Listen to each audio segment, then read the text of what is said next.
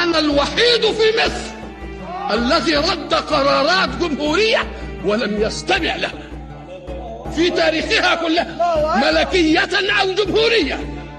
فلا يستطيع أحد أن يتهمنا أبدا بأننا علماء سلطة. مصر الكنانة، مصر الذي قال عنها رسول الله صلى الله عليه وسلم: أهلها في رباط إلى يوم القيامة. من يقول عن مصر أنها أمة كافرة؟ إذن فمن المسلمون؟ من المؤمنون؟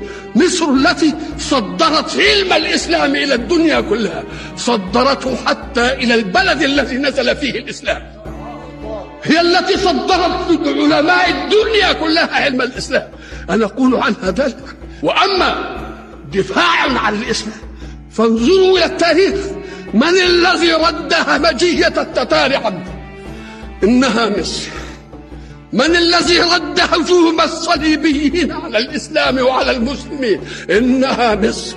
وستظل مصر دائما رغم أنف كل حاقد أو حاسد أو مستغل أو مستغل أو مدفوع من خصوم الإسلام هنا أو خارجه.